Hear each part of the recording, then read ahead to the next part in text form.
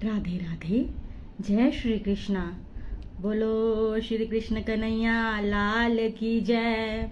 श्री राधा रानी सरकार की जय। श्री प्राणनाथ प्यारे की जय। श्री सतगुरु महाराज की जय। श्रीमद् भागवत महापुराण की जय। श्री व्यास जी महाराज की जय। श्री सुखदेव जी महाराज की जय। श्री परीक्षित जी महाराज की जय। सब संतन की जय, सब भक्तन की जय, समस्त सुंदर साथ की जय। जय जय श्री राधे, जय जय श्री राधे, जय जय श्री राधे श्याम। हरिओम। स्वस्ति श्री गणेशाय नमः। श्री सरस्वत्यै नमः। श्री कुंज बिहारीभ्य नमः। श्रीमद् गुरुचरण कमलेभ्य नमः। ओम नमो भगवते वासुदेवाय। कृष्णं नारायणं वन्दे कृष्णं वन्दे व्रजप्रियं। कृष्णं द्वैपायनं वन्दे कृष्णं वन्दे पृथासुतं। सच्चिदानंद रूपाय विश्वोत्पत्त्यादि हेतवे तापत्रय विनाशाय श्रीकृष्णाय व्यं नुमः।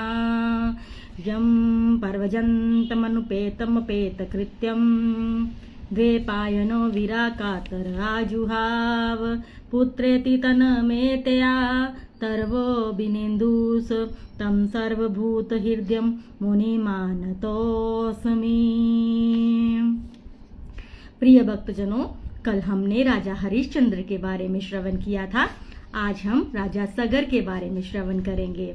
अब हम आगे रोहित जी के वंश में राजा सगर हुए। इनकी दो पत्नियां थी। बड़ी का नाम केशनी था और छोटी का नाम सुमति था। केसरी के गर्भ से असमंजस हुए और सुमति के गर्भ से 60,000 पुत्र हुए। असमंजस के पुत्र अंशुमान हुए। असमंजस का आचरण बहुत ही विपरीत था। जो राजा सगर थे वो बड़े ही धर्मात्मा थे, तपस्वी थे, परंतु उनके पुत्र असमंजस उल्टा थे, धुंधकारी की तरह थे। छोटे छोटे बच्चों को नदी में डाल देते थे। तब राजा सगर ने इनका त्याग कर दिया। इनसे दुखी होकर इनका त्याग कर दिया। राजा को पुत्र की वजह से रोना पड़ा। ये राजा थे वो योगी थे, तो जो भी बच्चे असमंजस नदी में फेंक डालता था, राजा अपने योग बल से उन्हें नदी से दोबारा प्रकट कर देते थे। और फिर वह इस तरह तंग आकर वो भजन करने के लिए चले गए। अब राजा सगर ने आगे 60,000 पुत्रों के संयोग से 100 अश्वमेघ यज्ञ की दीक्षा ली।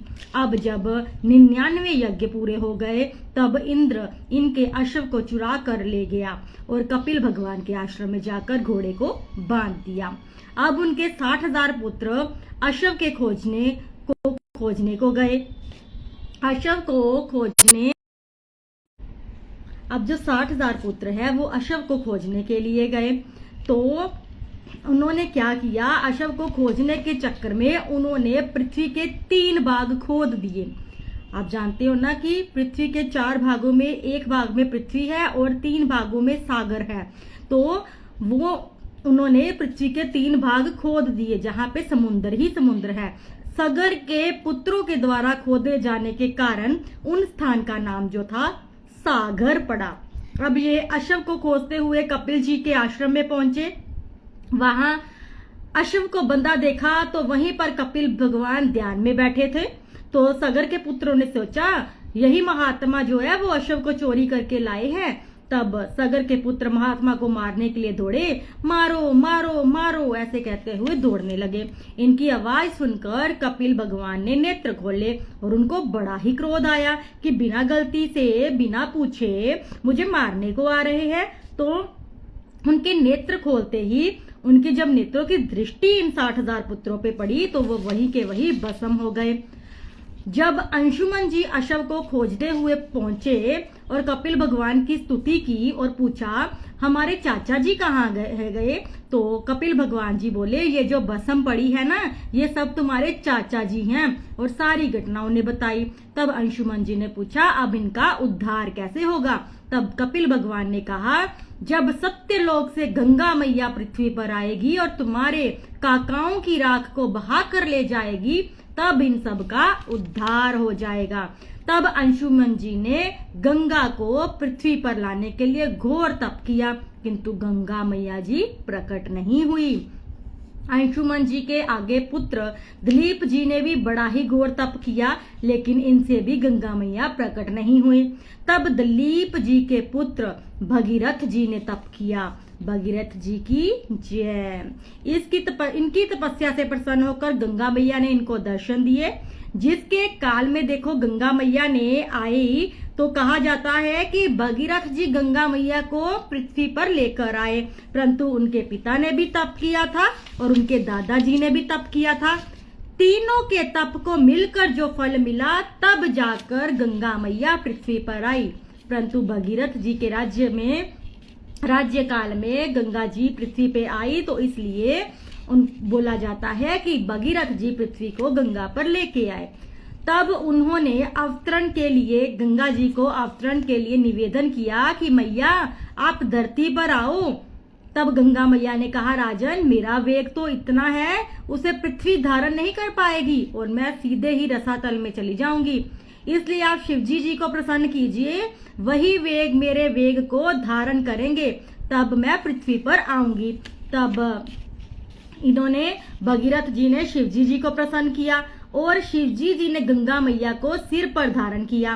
तब गंगा मैया सत्यलोक से आई और शिवजी जी की जटाओं में समा गई, तब शिवजी जी ने अपनी जटाओं में गंगा मैया को समाकर एक जटा को खोला, तो जिससे गंगा मैया शिवजी की जटा से गोमुख से होती हुई कपिल आश्रम पहुंची और सगर के पुत्रों की राख को बहाकर समुद्र में ले गई और वो जाके समुद्र में मिल गई। राख जो थी समुद्र में मिल गई। बोलिए गंगा मैया की जय। अब थोड़ा गंगा मैया के बारे में भी जानते हैं। जब मार्ग में गंगा मैया रास्ते में आ रही थी तो रास्ते में जेहनु ऋषि की कुटिया पड़ी। अब गंगा मैया ने देखा कि जेहनु ऋषि की कुटिया है, परंतु गंगा मैया को इतना घमंड था कि उन्होंने मस्ती में झूमती हुई आ रही है और सोच रही है कि मुझसे बलवान तो कोई नहीं है, कोई मेरा वेग नहीं संभाल पाएगा।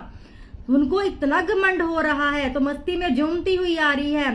रास्ते में जो भी आएगा कह रही है मैं उसको बहा कर ले जाऊंगी। तो रास्ते में जेहनु जी की कुटिया आई, परंतु गंगा मैया ने रास्ता नहीं बदला और जेहनु ऋषि ने देखा कि गंगा मैया को इतना घमंड है कि वो उनकी कुटिया को ही बहा कर ले गई। जब जेहनु ऋषि को क्रोध आया वह पूरी गंगा को ही पी गए। देखो शिवजी जी ने तो गंगा मैया को जटा में धारण किया था, परंतु भगवान के प्रताप से इतने तपस्वी ऋषि थे कि उन्होंने गंगा जी को पूरा पी लिया। किंतु जब भगीरथ जी ने देखा कि गंगा जी आ रही थी, कहाँ गई, तब उन्होंने देखा कि जेहनु ऋषि जी पूरी गंगा को ही पी गए। जेहनु ऋषि ने बताया गंगा मेरी कुटिया को बहा कर ले गई, मुझे क्रोध आ गया और मैंने उनको पी लिया। तब भगीरथ जी ने उनको अनुरोध किया कि आप इनको छोड़ दीजिए, क्योंकि मैं अपने पूर्वजों के उद्धार के लिए लेकर आया हूँ। अब कहते हैं ना, जब हमारा अंतिम राख होती है, जब शरीर खत्म हो जाता है, अग्नि में स्वाहा हो जाता है, तो उसके बाद हमारी अस्थियों को गंगा में विसर्जित किया जाता है। इसलिए किया जाता है, हमें गंगा में विसर्जित किया जाता है अस्थियों को। तब जेहनु ऋषि ने पूछा, राजन आप क्यों परेशान हो, क्योंकि उनको तो पता नहीं था कुछ। उन्होंने कहा कि इसने तो घमंड दिखाया, मैंने घमंड तोड़ने के लिए ऐसा कर दिया। राजा बोले, परंतु मेरा तो नुकसान हो गया ना। तो जेहनु ऋषि बोले, आपका नुकसान कैसे हो गया? तब राजा बोले, मेरे पितामह जी ने इनको लाने के लिए तपस्या की, मेरे पिताजी ने तपस्या की, मेरे दादाजी ने तपस्या की, शिव जी को प्रसन्न किया, तब जाकर गंगा मैया बड़ी मुश्किल से आई। ऋषि ने पूछा, आखिर क्यों? तब राजा ने बताया कि मेरे पूर्वजों की राख पड़ी हुई है, जब तक ये राख को बहाकर नहीं ले जाएगी, जब तक ये राख को बहाकर समुद्र में नहीं मिलाएगी, इनका उद्धार नहीं होगा। अब जब जेहनु ऋषि को समझ में आया, तब भगीरथ जी के निवेदन करने पर जेहनु ऋषि ने पुनः अपनी जंगा से गंगा जी को प्रकट किया, इसलिए गंगा जी का एक नाम जाह्नवी भी है।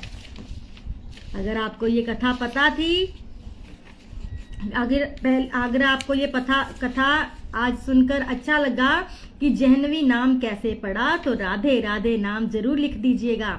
बोलिए जाह्नवी मैया की जय। अब भगीरथ के द्वारा गंगा मैया लाई गई, इसलिए इनका नाम एक भगीरथी भी पड़ा।